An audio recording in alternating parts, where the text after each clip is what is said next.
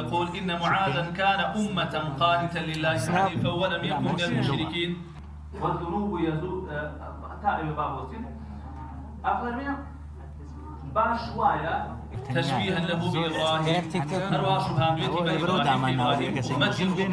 إنسان كاتب كخرافيكي كنت شاكير بكابة دوايا كالجنسي خويا يعني شون مثلا بور من كسي حقوق الوالدين عزيتي دلي دايكو باوكي داو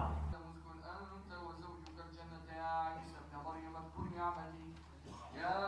موسى بەشداری کردن لەو خولانە لە بۆ چینی مامۆستایان بە تایبەت وە لە بۆ گەنجانەشی کەوا ئارەزوو دەکەن لە داهاتوو ببن بە ئیمام مەفروزە بتوان ئەو سەنەدانە لای خۆیان بەدەست بخەن. من خۆم لەو کاتەوەی کەوا ڕیکلام کرا لە بۆ پێدانی ئەو سەنەدانە کە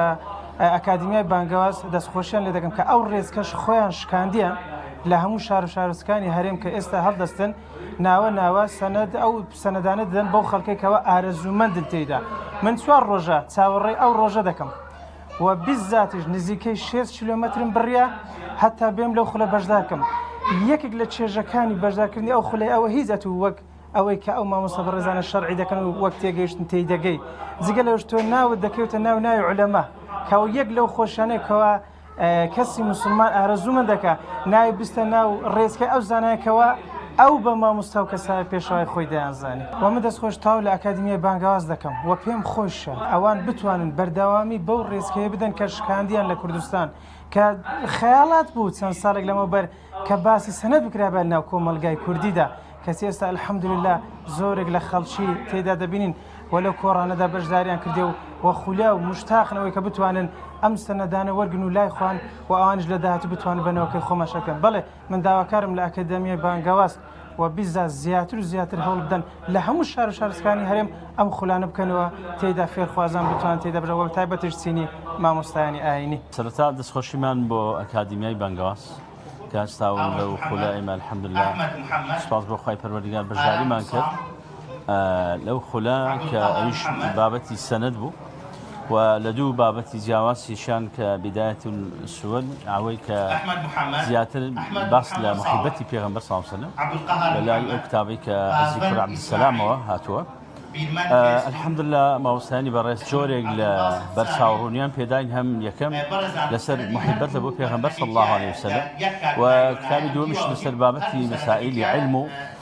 وەسیەت شوڕەی ئیبن تەیمیە کە وەسیەتێکە بۆ یەکێک کە پرسیاری لێ کردووە. مهم بابەتەکە بابەتی زۆر باش و چاک و بەپێز بوون ئێمە الحەمدولله ئیسفادەی باشمان لێ کرد بۆ ئەو کەسێک کە هەم عالم بێ یان متعلم بێ یان طالب العلم بێ الحەمدولله بۆ مای ئەوەی کە خەڵکێکی زۆر لێرە و هەم گوێ بگری و هەم سەنەد وەربگری و ئینشاءڵڵا دەبێتە مای خێر و بەرەکەت و لە بۆ ئەو خەڵکەی کە بەشداری کردووە لە بۆ ئەو مامۆستا بەڕێزانەی کە هەوڵیاندا و ماندوو بوون و ئەدای ئەو علمەیان کرد و هەروەها ئینشاءڵڵا دەبێتە مای بەرەکەت لە بۆ ئەکادمیای بانگەواز و هیوادارین بابەتی زیاتر و باشتریش و یعنی بەردەوام بن لەسەری ئینشاءڵڵا بتوانین ئەو بانگەوازە زیاتر پەخش بکەین بۆ ئەوەی ئەوانەی کە لە دەوری خۆمانن ئینشاءڵڵا لەو علمەی کە فێری دەبن ئێمەش ببین بە سرایەکی درەوشاوە بۆ ئەوەی کە سوود بە خەڵک و دەور و بەرمان بگەین ئینشاءڵڵا.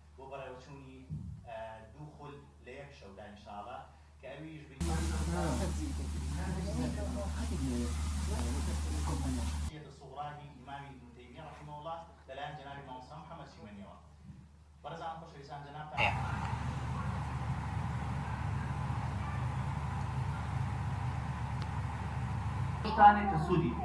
بۆشتانێک کە چاکی ئەم حەڵە ئەوە نەڕۆشتی ئەم حەڵە خوارد بەدوایە کەئەنەهو ئەمڕ حەتم یعنی گوناحیش بۆ عەبدەکان شتێکی حەتمیە کەس نێ بڵێ من گوناح. ئێمە وەکو ئەکادمیای بانگەواز بەشێک لە ئەکادمیاکەمان بریتێ لە خوێندن و پێدانی سەنەد لە کتێبە جیاوازەکانە. هەر فترەیەک بۆ فترەیەک لە شارێک لە شارۆچکەیەک خولێک ڕاگەێنین بۆ خوێندنی کتێبێکی پڕبایەخ و ئەو کتێبە ڕوونەکەینەوە بۆ ئامادەبووان و دواتر سەنەد و ئیجازەی ئەو کتێبە ئەبەخشین بە ئامادەبووان. سوپاس بۆ خوای گەورە لە هەر شارێک لە هەر شوێنێک کە ئەم خولەکەینەوە ئیقبالێکی باشەیە بەدەمەچوونێکی باشەیە و خەڵکێکی باش لی بەهرەمەند بوون و لە زۆرێک شار و شارۆچکەکان کردومانێتەوە و پشتیوان بە خوای گەورە بەرنامەمان هەیە کە لە سەرجەم شارەکانی کوردستان بیکەینەوە بۆی زۆرترین خەڵک سوودی پێ بدات. بۆ سوپاس بۆ خی پەروەردگار تا ئێستا بە هەزاران کەس لە بەشی پێدانی سەنەد لە ئەکادیمیای بانگەواز بەهرەمەند بوون. ئێستەیش لە شاری هەولێر ئەم خولەمان ئەنجامدا کە دوو مەتنمان تێدا شەرح کردووە و سوودێکی باش بە ئامادەبووان گەیشتووە و ئیجازیان پێدراوە. خۆشبەختانە بەشداربووان تەنها لە شاری هەولێر نین، لە سەرجەم شار و شارۆچکەکانی تریشەوە بەشداریان کردووە و لە هەر شارێک کردی بێتمان بە دەوریا هەموو شارەکانی دەوروبەری ئەو شارێش هاتوون وەکو تامەزرۆیەک بۆ وەرگرتنی ئەو سەنەدا و بۆ خوێندنی ئەو کتێبە. مثلا باش خۆی لێ دوور ناخاتەوە بۆی پێغەمبەری خوا فەرمووی اتقی الله حیثما كنت. ئەمە کەلیمەیەکی جامعە کە فەرمووی حیثما كنت. ئەمە چی پێمانەڵێت؟ بە ئاشکرا بەنهێنی خێرا بەدوایە چاکە کاو بۆی کە بیسڕێت. وإنما قدم في لفظ الحديث السيئة وإن كانت إن الحسنات يذهبن السيئات. شاكا كان خرافة كان أصلنا إنسان عاقل وجناهي كده دزدشو وأتبع السيئة الحسنة هم سيئة مفعول أولا والحسنة مفعول ثانية بو سيئة في بيش خصوة ليرى أبوه في شيء خصوة بيما بليه. عبد الرحمن محمد طه، محمد محسن ميكائيل.